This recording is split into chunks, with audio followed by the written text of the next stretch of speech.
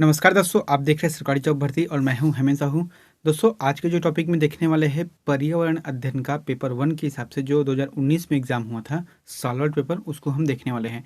दोस्तों, यहाँ जो है टेट का 17वां भाग है। इससे पहले हमने 16 वीडियो ऑलरेडी यूट्यूब पर अपलोड कर दिया है।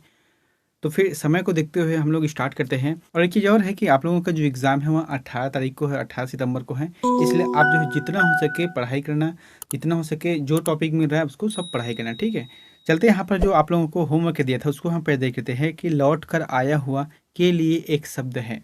यहाँ पर जो प्रश्न दिए गए हैं कि लौट कर आया हुआ के लिए एक शब्द है, तो इसका जो आंसर आएगा प्रयागत कहा जाता है। इसको प्रयागत कहा जाता है, लौट कर आया हुआ। आज का पहले क्वेश्चन देखते हैं। यह पर्यावरण से संबंधित क्वेश्चन है जो कि बहुत ही इंपॉर्टेंट है, 2019 में एग्जाम हुआ था उसका है। पहला क्या है कि विटामिन B1 की कमी से होने वाला रोग है। क्या है कि विटामिन B1 की कमी से होने वाला रोग कौन कौन सा है? ऑप्शन है स्कर्वी है, बेरी है, रिकेटस है या फिर पेलाग्राम है। इसका तो आंसर क्या आ जाएगा? इसका आंसर आ जाएगा सेकंड नंबर, ठीक है। बेरी रोग जो है विटामिन B1 की कमी से होता है। अब यहाँ पर हम लोग जानकारी देख लेते हैं, जो बाकी जो बीमारी के नाम है उसके बारे में देख लेते हैं। जैसे स्कर्वी रोग है, ठीक है, यहाँ पर मैंने लिख दिया है कि स्कर्वी रोग है। तो स्कर्वी रोग जो है विटामिन C की कमी से होता है, जिसका रासायनिक नाम है एस्कॉर्बिक एसिड कहा जाता है, ठीक है। ये आपको याद करना पड़ेगा क्योंकि विटामिन से जब क्वेश्चन पूछ दिया है तो हो सकता है नेक्स्ट टाइम ये बाकी को पूछ दें। उसके बाद जो रिकेटस है जो कि हड्डियों में होता है, ये जो विटामिन D की कमी से होता है, जो कि इसका रासायनिक नाम है कैलिसफेरॉल है।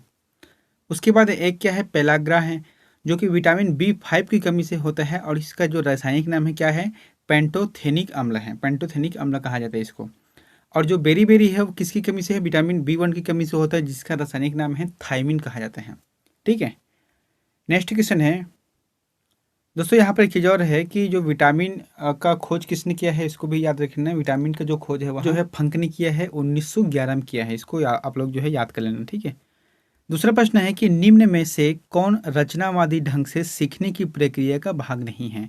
तो रचनावादी ढंग से सीखने की एक प्रक्रिया है, उसका भाग नहीं है। ऑप्शन क्या है? पहला क्या है, कार्य करने में ज़्यादा जानकार व्यक्ति से मदद नहीं मिलती है। दूसरा है कार्य करने में खुद की मदद है। तीसरा है कार्य सहज हो जाता है और चौथा है प्रक्रिया का उपयोग बार बार किया जाता है। तो इसका जो सटीक आंसर है यानी कि प्रक्रिया का भाग नहीं है, तो वहाँ पहला है। इसमें क्या बोला गया है कि कार्य करने में ज़्यादा जानकार व्यक्ति से मदद नहीं मिलती। ये जो है प्रक्रिया, जो सीखने की प्रक्रिया का एक भाग नहीं है। तीसरा प्रश्न है कि पर्यावरण अध्ययन के शिक्षक के रूप में आप शिक्षार्थियों को या फिर विद्यार्थियों को चिड़ियाघर ले जाने की योजना बनाते हैं। वहाँ पर आप छात्रों को कौन सी क्रियाकलाप करने के लिए अनुमति नहीं देते हैं, ठीक है। यहाँ पर बोलने के मतलब है, मान जो आप एक शिक्षक हो, ठीक है, आप अपने जो क्लास के बच्चों को एक चिड़ियाघर ले जाना है जहाँ पर जंगली जानवर रहते हैं, ठीक है। तो आप जो है उन छात्रों को क्या ऐसे ना करने के लिए सलाह दोगे या फिर अनुमति नहीं दोगे? तो यहाँ पर जो ऑप्शन दिया गया है, क्या दिया गया है कि चिड़ियाघर के प्राणियों के लिए ढेर सारा भोजन रखने के लिए। दूसरा है चिड़ियाघर के प्राणियों द्वारा ग्रहण किए जाने वाले भोजन की जानकारी प्राप्त। तीसरा है कि चिड़ियाघर में देखे जाने वाले प्राणियों के फोटोग्राफ इकट्ठा करने के लिए। और चौथा है अपने साथ ड्राइंग बुक रखने के लिए, ताकि चिड़ियाघर में दिखने वाले प्राणियों को चित्र बना सकें। तो इसका जो सही आंसर आ जाएगा वहाँ पहला आ जाएगा, ठीक है। क्या अनुमति नहीं देंगे कि चिड़ियाघर में जो प्राणी है वहाँ पर उसके लिए जो ढेर सारा भोजन है उसकी व्यवस्था या फिर ले जाने की सलाह नहीं देंगे, क्योंकि वहाँ पर तो दिया जाता है ऑलरेडी, है ना। तो यहाँ पर जो है पहला आंसर सही रहेगा और बाकी जो है वो आपको ले जाने की परमिशन भी देगा, ठीक है। जैसे कि प्राणियों द्वारा ग्रहण किए जाने वाले भोजन की जानकारी है उसको याद रख लो, है। चिड़ियाघर जाने के लिए जो फोटोग्राफर इकट्ठा काम करते हैं, फ़ोटो खींचना है वो भी कर सकते हैं। या फिर चिड़ियाघर में देखने वाले के लिए जो ड्राइंग बुक का भी ले जा सकते हैं, जिससे वहाँ उसके स्केच बना सकते हैं। चौथा प्रश्न है पर्यावरण अध्ययन पाठ्यक्रम की अपेक्षाएं निम्न में से कौन सी है? तो पर्यावरण जो है अध्ययन पाठ्यक्रम की अपेक्षा क्या है? पहला है कि अवधारणा है, दूसरा है कौशल एवं जानकारी है, तीसरा है आदत व नैतिक मूल्य है और चौथा उपरोक्त सभी। इसका आंसर आ जाएगा उपरोक्त सभी आ जाएगा, ठीक है। यहाँ पर पांचवा प्रश्न है एक पर्यावरण अध्ययन की कक्षा के लिए सर्वाधिक उपयुक्त शिक्षा शास्त्री पद्धति होनी चाहिए। तो जो पर्यावरण का अध्ययन करते हैं तो उसके लिए सर्वाधिक उपयुक्त शिक्षा शास्त्री पद्धति होनी चाहिए। क्या है? पहला क्या है, केवल प्रयोगों पर आधारित है। दूसरा केवल व्याख्यानों पर आधारित है। तीसरा क्या है, परीक्षा उन्मुखी है। और चौथा है भागीदारिता परक एवं चर्चा पर आधारित है।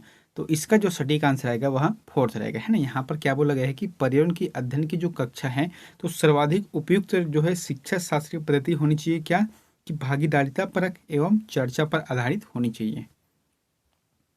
छठा प्रश्न है, एक तालाब में कीड़े एवं छोटी मछलियां होती हैं।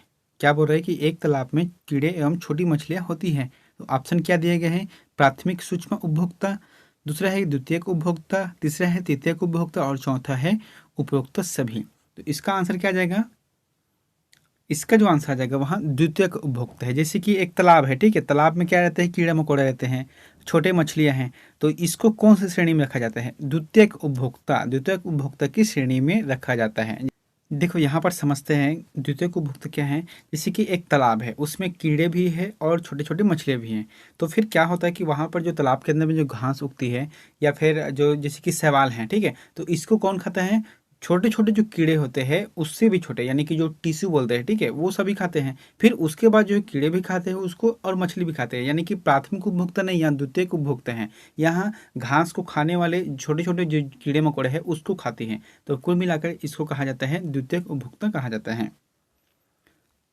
सातवां प्रश्न है कि प्राथमिक स्तर पर पर्यावरण अध्ययन के शिक्षण में कहानियों एवं कविताओं का प्रभावी ढंग से उपयोग किया जाता है। तो पर्यावरण में इसके उपयोग का मुख्य उद्देश्य है।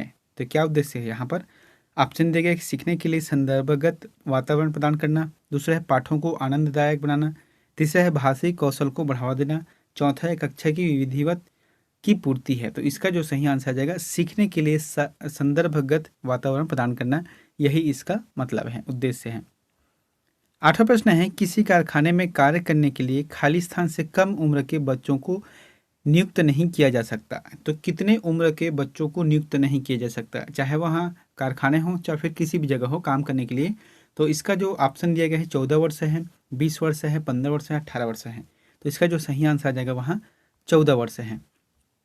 इसके बाद हम देखते हैं 14 वर्ष के बाद, यानी कि 15 वर्ष से 18 वर्ष से के बच्चों को अगर कराना है अपने कारखाने में, अपने जहाँ पर जॉब कराना है, तो उसके लिए एक निर्धारित समय निर्धारित किया गया है कि 4 से 5 घंटे के बीच उन लोगों को से काम लिया जाना चाहिए, इससे ज़्यादा नहीं।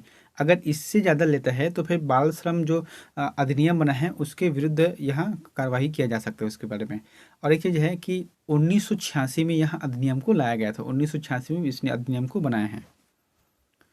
नवा प्रश्न है कि ज्ञान निर्माण के संदर्भ में कौन सा कथन गलत है। तो ज्ञान के निर्माण के संदर्भ में कौन सा कथन गलत है, पहला कि अवधारणा बनाना है, दूसरा अनुभव की आवश्यकता का ना होना है, तीसरा है अन्वेषण की विधियों की आवश्यकता है और चौथा है सत्यापन प्रक्रियाओं की आवश्यकता है। तो इसका जो सटीक आंसर आ जाएगा वहाँ दूसरा है, अनुभवों की आवश्यकता का ना होना। ये जो कथन गलत है, क्योंकि ज्ञान निर्माण के संदर्भ में कोई भी जगह वहाँ ज्ञान प्राप्त कर सकते हैं। 10वां प्रश्न है कि सजीव निर्जीव घटकों के बीच अंतः क्रियाओं का उदाहरण निम्न में से कौन सा है। तो कौन सा है सजीव और निर्जीव घटकों के बीच जो है अंतः क्रिया का उदाहरण कहाँ पर है, आहार श्रृंखला, खाद्य जाल, शिकार की क्रिया और चौथा है जल चक्र। तो जल चक्र इसका आंसर आ जाएगा, जहाँ पर सजीव और निर्जीव घटकों के बीच अंतः क्रिया का उदाहरण मिलता है जल चक्र में। 11वां प्रश्न है, निम्न में से किस विधि से छात्रों को जानकारी पेश करने के लिए प्रोत्साहित किया जा सकता है। तो कौन सी विधि है जिसके माध्यम से छात्रों को जानकारी पेश करने के लिए प्रोत्साहित किया जाता है।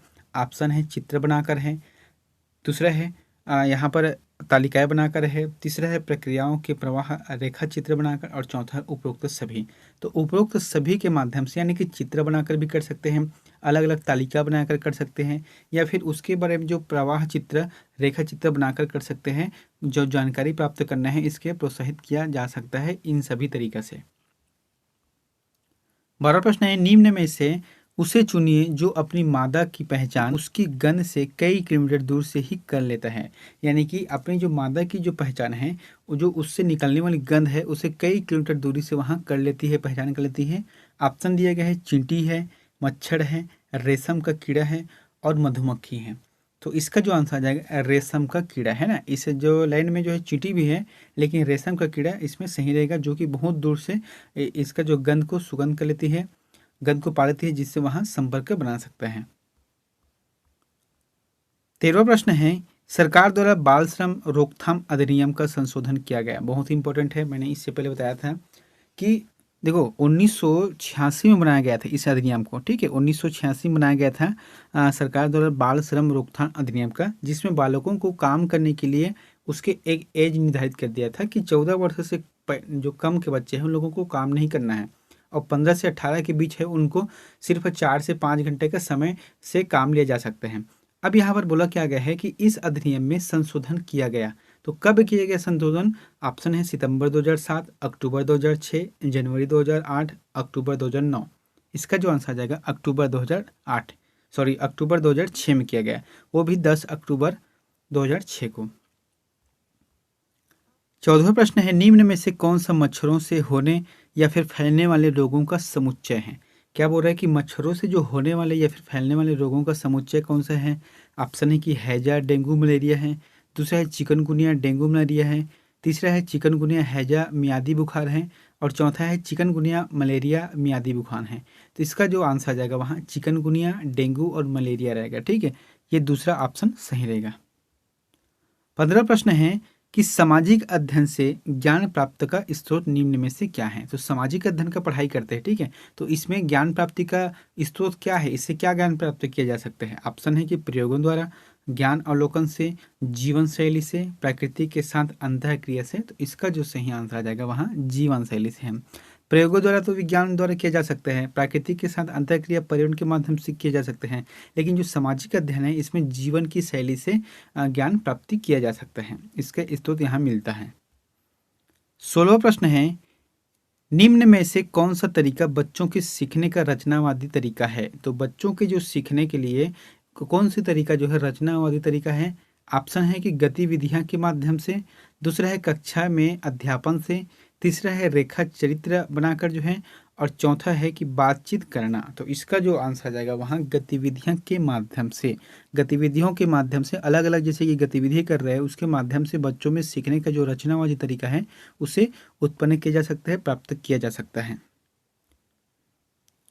17वां प्रश्न है, निम्न में से कौन पर्यावरण के घटक है? तो पर्यावरण के घटक कौन कौन से हैं? ऑप्शन है कि सामाजिक एवं आर्थिक है, प्राकृतिक है, सांस्कृतिक है, उपरोक्त सभी। तो इसका जो आंसर देगा उपरोक्त सभी रहेगा।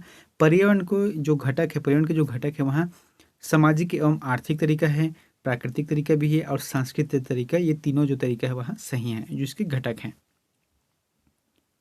19वां प्रश्न है, नींद लाने के लिए ली जाने वाली नारकोटिक औषधि है? नींद लाने के लिए, जैसे किसी को नींद नहीं आ रहा है तो नींद लाने के लिए जो नारकोटिक औषधि है, नारकोटिक मतलब नशा वाला पदार्थ है ना, तो कौन सी औषधि है? हीरोइन है, मार्फिन है, अफीम है और ये सभी। तो इसका जो आंसर आ जाएगा ये सभी, है ना, ये सभी। हालांकि भारत में प्रतिबंधित औषधि है जिसका प्रयोग जो है गैर कानूनी है, हालांकि लोग चोरी छुपे जरूर करते हैं, लेकिन यहाँ पर प्रश्न क्या बोला गया है कि नारकोटिक औषधि जो नींद लाने के लिए दी जाती है। तो इसका जो आंसर है वह कि सभी रहेगा, लेकिन ये तरीका ठीक नहीं है, नींद लाने के और भी कई तरीके हैं। 19वां प्रश्न है, नक्शों के पढ़ने में निम्न में से कौन सा कथन असत्य है? तो नक्शों के जैसे के माध्यम से पढ़ते हैं, मैप के माध्यम से, ठीक है, तो कौन सा ऐसे कथन है जो असत्य है? ऑप्शन दिए गए कि नक्शे में नजरिए का असर होता है, दूसरा है नक्शे में संकेत होते हैं, तीसरा है नक्शे में पैमाना होता है और चौथा है नक्शा द्विमीय होता है। तो इसका जो आंसर आ जाएगा वहाँ पहला आ जाएगा, ठीक है। नक्शे से पढ़ना गलत क्या है कि नक्शे के में जो है नजरिए का असर होता है, ये जो गलत बात है, ठीक है। बाकी सत्य बात क्या है कि नक्शे से संकेत होता है, नक्शे में संकेत दिए रहते हैं, ठीक है, कौन सा पहाड़ है, कौन सी नदी है, उसमें पैमाना भी दिए रहते हैं। तो कुल मिलाकर नक्शे से पढ़ना सबसे बेहतर रहता है, उसमें बच्चे जल्दी सीख जाते हैं। 20वां प्रश्न है, कक्षा में पोषण प्रकरण का परिचय अधिक प्रभावी तरीके से देने के लिए एक शिक्षक को क्या करना चाहिए? क्या बोल रहे हैं, माँ जो पोषण संबंधी प्रकरण है उसके परिचर्चा करना है, यानी कि उसके बारे में बताना है, तो टीचर के लिए क्या आवश्यकता है? पहला कि विद्यार्थियों को अपना टिफिन बॉक्स खोल ले और उसकी सामग्री को देखने के लिए कहना तथा बाद में शिक्षक को उसकी व्याख्या करना है। दूसरा है कि पोषक तत्वों से भरपूर विभिन्न भोजन के उदाहरण देने चाहिए। तीसरा है श्याम पट्ट पर पाचन तंत्र का आरेख बनाना चाहिए और चौथा है कि मानव दांतों का प्रतिरूप दिखाना चाहिए। तो यहाँ पर जो पूछा क्या गया है कि पोषक प्रकरण का जैसे एक परिचय देना है, तो उसके प्रभावी तरीके कौन से हैं? पहला आ जाएगा, ठीक है। इसके माध्यम से बच्चों में, यानी कि टीचर को क्या करना चाहिए कि बच्चे लोगों का टिफिन बॉक्स को खुलाना चाहिए, उसमें जो जो खाने लायक भोजन है उसके बारे में बताना चाहिए, जो कि परिचय प्रभावशाली होता है। 21वां प्रश्न है, एक खाद्य श्रृंखला में मनुष्य होता है। जैसे कि एक खाद्य श्रृंखला है, ठीक है, तो मनुष्य कौन सी स्थिति में होता है? यहाँ पर उत्पादक है, प्राथमिक उपभोक्ता है, द्वितीयक उपभोक्ता है, या फिर प्राथमिक एवं द्वितीयक उपभोक्ता है। तो इसका जो आंसर आ जाएगा वहाँ चौथा आ जाएगा, ठीक है, प्राथमिक एवं द्वितीयक उपभोक्ता है मनुष्य। कैसे है यहाँ पर हम लोग देखते हैं, यदि वे सीधे पौधे पर निर्भर करते हैं तो उन्हें प्राथमिक उपभोक्ता कहा जाता है। जैसे कि एक पौधा है, पौधे को अगर सीधे खा रहे हैं तो क्या हो गया, यहाँ प्राथमिक उपभोक्ता हैं। और यदि उस पौधे को कोई जानवर खा रहा है और जानवर को कोई और लोग खा रहे हैं तो उसे कहा जाते हैं द्वितीयक उपभोक्ता। यहाँ पर लिखा है यदि जानवर अन्य जानवरों को खाते हैं जो पौधों को खाते हैं तो उसे द्वितीय उपभोक्ता कहा जाता है। तो इसी श्रेणी में जो है मनुष्य को कौन सा श्रेणी में रखा गया है, तो आपके पास जो है तृतीयक उपभोक्ता भी हो सकता है, प्राथमिक उपभोक्ता और शाकाहारी के रूप में भी जाना जाता है। तो क्या प्राथमिक उपभोक्ता है और तृतीयक उपभोक्ता की श्रेणी में भी ये आता है। 22वां प्रश्न है, रेखा की माँ खालिस्तान के लिए रोजाना तालाब से लाए पानी में फिटकी डालती है। ठीक है, रेखा की माँ है जो खालिस्तान के लिए रोजाना तालाब से लाए पानी में फिटकी डालती है। क्यों?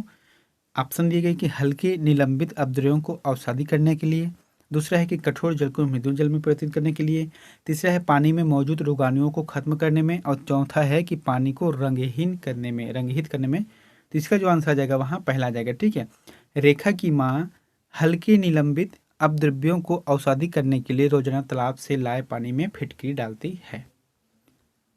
23वां प्रश्न है कि सामाजिक अध्ययन निम्न में से किस बात पर विज्ञान से अलग है। तो किस बात पर विज्ञान से अलग है सामाजिक अध्ययन? पहला क्या है, कार्यकरण के माध्यम संबंध खोजना है, दूसरा है तुलना करना है, तीसरा है तार्किकता है, चौथा है निरंतरता एवं बदलाव की प्रक्रिया को समझना। तो इसका जो आंसर आ जाएगा चौथा रहेगा। ठीक है, विज्ञान से अलग है क्योंकि सामाजिक अध्ययन में जो है निरंतरता एवं बदलाव की प्रक्रिया को समझ पाते हैं। 24वां प्रश्न है, पारिस्थितिकी तंत्र किसकी सबसे छोटी इकाई है। तो किसकी सबसे छोटी इकाई है पारिस्थितिकी तंत्र? इसका आंसर आ जाएगा बायोस्फीयर का। बायोस्फीयर का सबसे छोटी इकाई है पारिस्थितिकी तंत्र।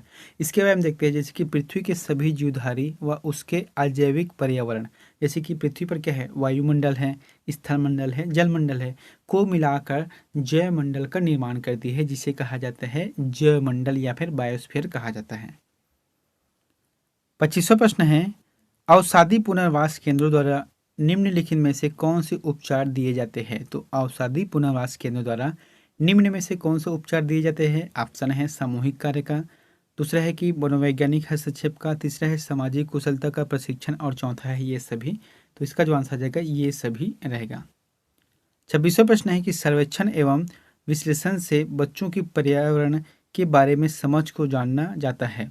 यहाँ जानने वाली समझ निम्न में से कौन सी है। तो कौन सी है यह समझ जो है? ऑप्शन है कि ध्यान से देखना, महसूस करना, याद करना, ये सभी।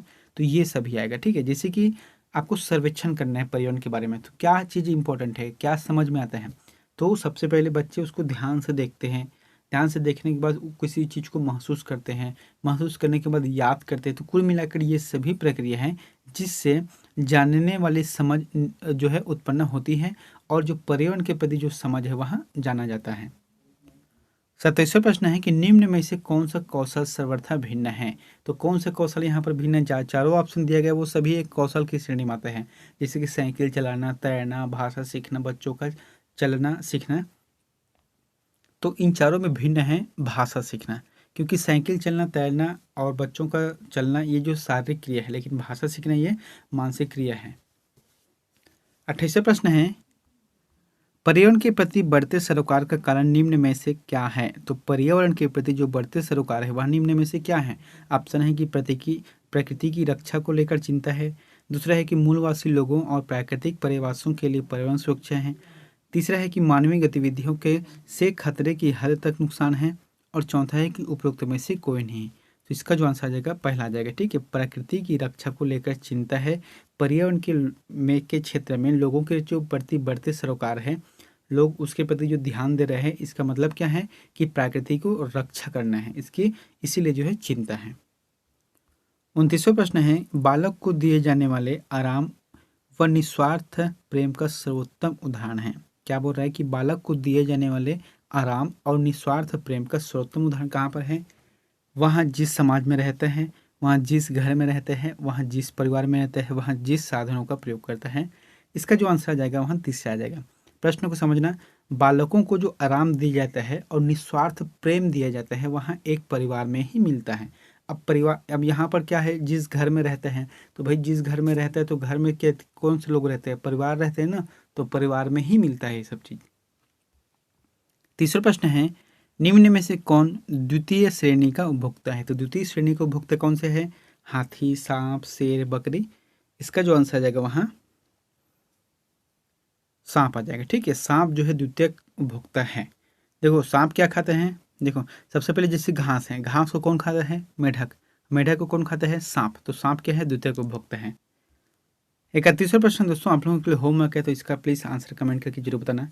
रंगोली से प्रवेश द्वार को कब सजाया जाता है। जैसे प्रवेश द्वार मतलब घर में जो प्रवेश करते हैं तो द्वार रहता है, जैसे कि दरवाजा रहता है, चौखट रहते हैं, उसके बाहर या फिर आगे पीछे को कहा जाता है। ठीक है, तो रंगोली से प्रवेश द्वार को कब सजाया जाता है। ऑप्शन है सभी मांगलिक कार्यों पर, दूसरा है कि सभी विशेष आयोजनों पर, तीसरा है सभी त्योहारों पर, या चौथा है सभी खुशी के अवसर पर। तो जो भी ऑप्शन है प्लीज़ कमेंट करके जरूर बताना। वीडियो अच्छा लगे तो चैनल को सब्सक्राइब कर देना, बेल आइकन को जरूर दबा देना, इस वीडियो को लाइक कर देना। मिलते हैं नेक्स्ट वीडियो में एक नई जानकारी के साथ। Thank you.